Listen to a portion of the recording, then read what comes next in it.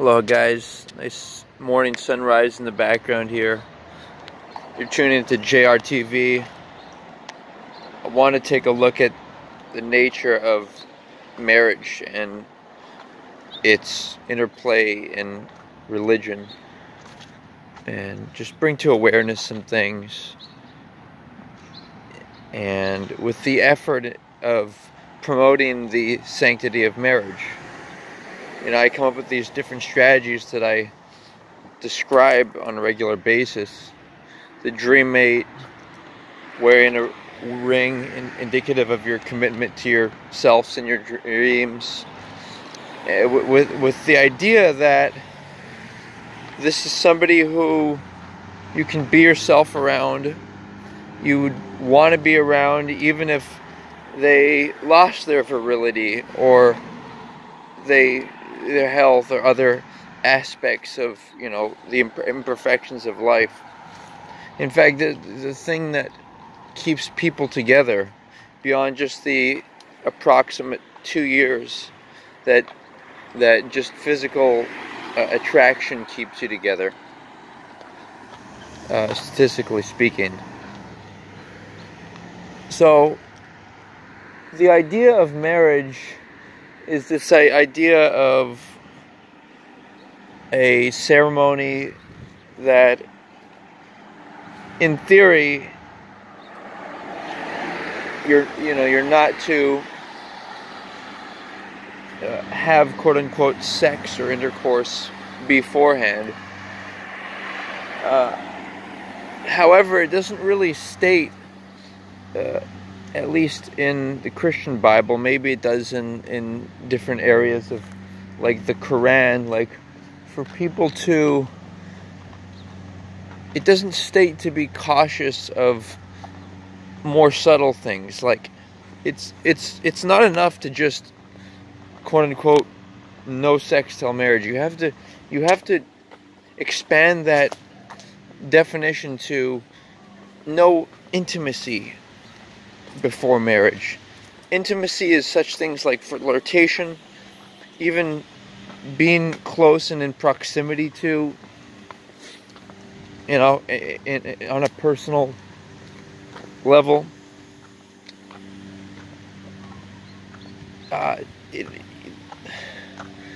Self-control, and that's masturbation, activation of the second chakra. That's just as relevant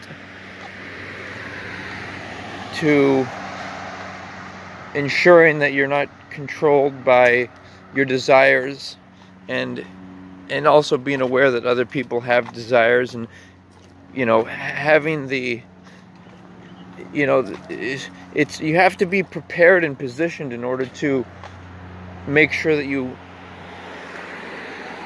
don't interfere with marriage. And like in the Bible, there's this archaic description of, like, the wife as the helper, quote unquote, and the reality being that both men and women, I think, should be competent and able to produce at least some type of income in the event that one of the couple suffers, a financial or health setback. This whole idea of wanting a submissive wife or husband, if, say, you're the breadwinner, that has nothing to do with love. That has everything to do with power and control, and not really wanting the other person to be who they are. Being suppressing their actual interests. And why would you want somebody who's submissive, or like a quote unquote bitch, or what? That's just not the person that you would want to be around. I would propose, you want somebody who's powerful and strong with you.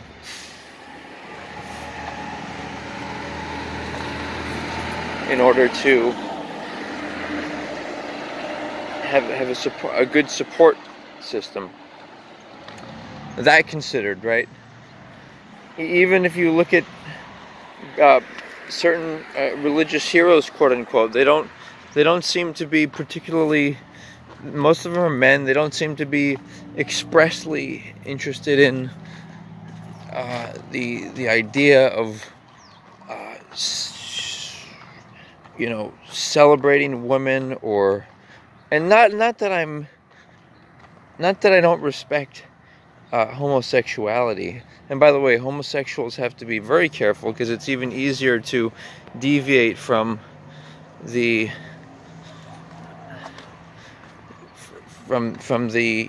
sanctity of marriage. It's even more convenient to do that, so you've got to be more careful. But that aside, these religious figures that are quote unquote, in theory heterosexual men, they don't seem to have this celebration of women, and the woman. You see what I'm saying? What else? So in other words, if you celebrate these religious figures, then you're actually celebrating a person who is not oriented towards women in a heterosexual sexual sense. What else do we have?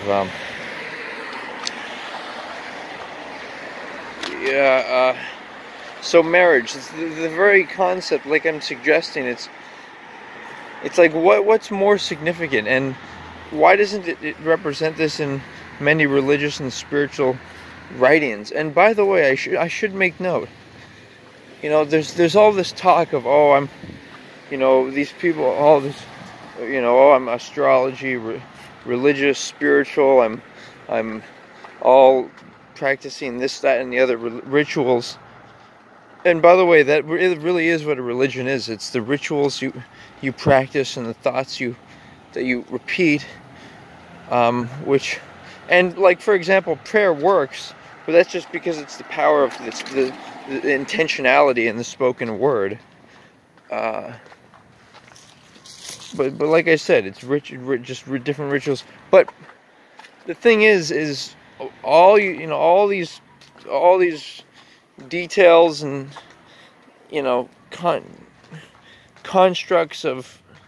constructions of different ideologies. To me, there's one key issue.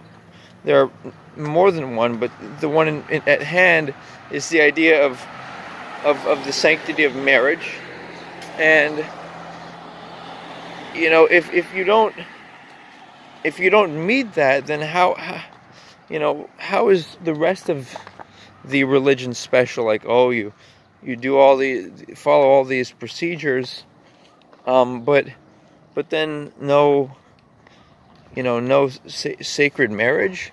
And people make the argument when I say stuff like, avoiding much association with the opposite gender, that segregated schools are a good idea, that they say that, I'm actually subdued or not confident, or it's just it's that I'm somehow avoiding wanting to have interaction with the opposite gender. And the reality is I'm not.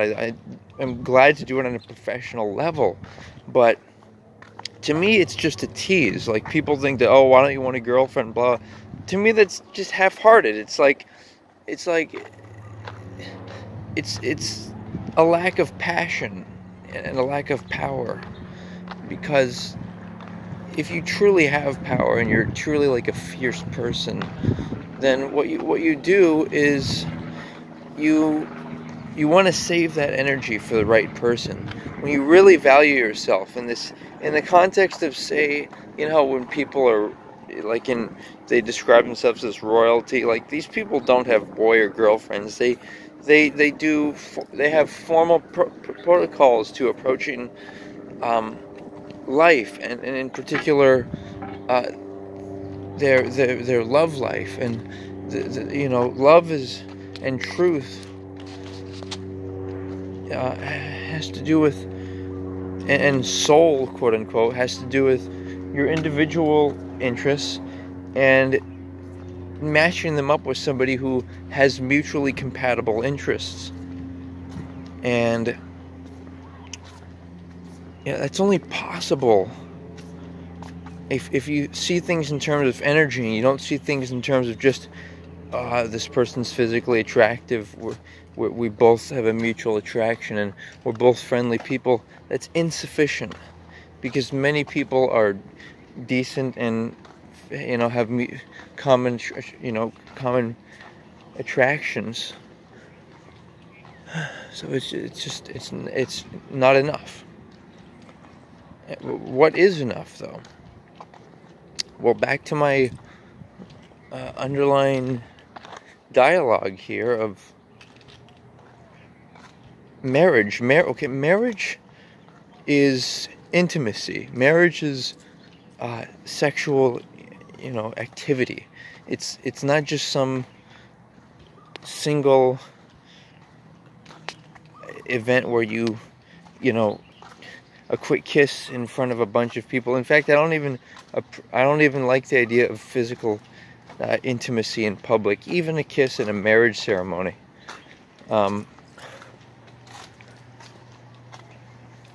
Marriage. I'm just wanting to bring these things to an awareness. I want people to have a sense of, how do we figure this out? These are things that I've contemplated, and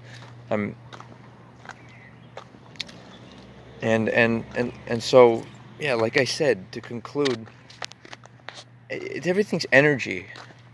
When you think of it on those terms, you get a better grasp of, okay, if it's energy, what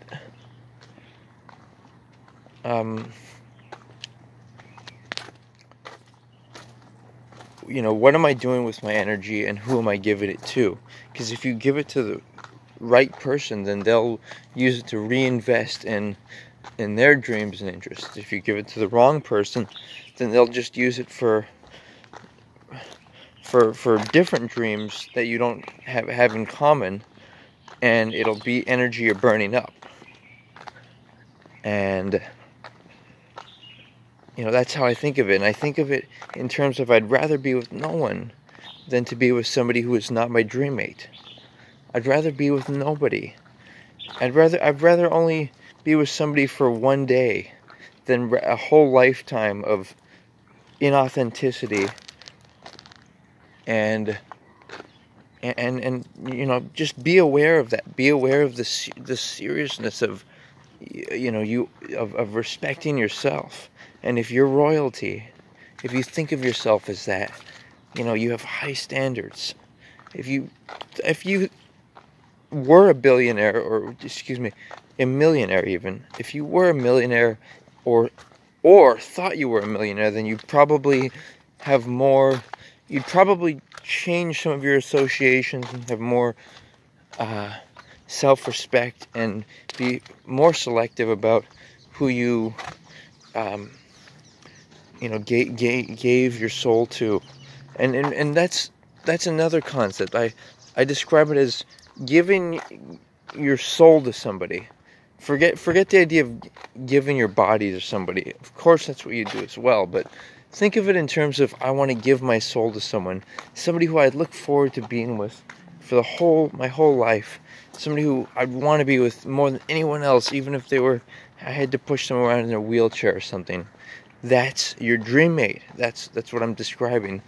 And lastly, I think it's worth mention the prostitute paradox, which I have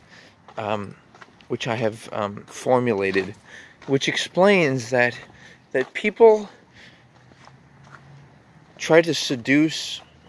And by the way, flirtation is really an act of seduction. If you want to pay a woman a compliment, just glance at them visually. But when people actually say things, that's an act of seduction, because words can toy with people's heads, you know. So, but you don't do that to somebody you respect, and that's the paradox. That somebody you really care about, you wouldn't want to seduce. You'd want to help and encourage them to stay true to themselves. And it's, you know, it's like me, when you're in the higher chakra, you're able to look around at people and want good for them. You know, want them to have their dream mate, more so than you wanting to seduce them. Like if you see somebody you're attracted to, want for that person more that they be with somebody they love than they wanting to be with you and pretend. You know, you don't want pretend fake people around. You know, like actively make that choice that, you know, and present that to people if they start acting like, oh, you know, you should want to be more like me or whatever. This is stuff to say to people who are in your life. Like, tell them, wouldn't you rather be with somebody who's authentic and sincere, instead of trying to pretend to like you? And you know, I've concluded friendships based upon limited common interest. You know, I've ended friendships for that, and to me it's an act of respect towards them, because I'm respecting the fact that they're different and not trying to change them.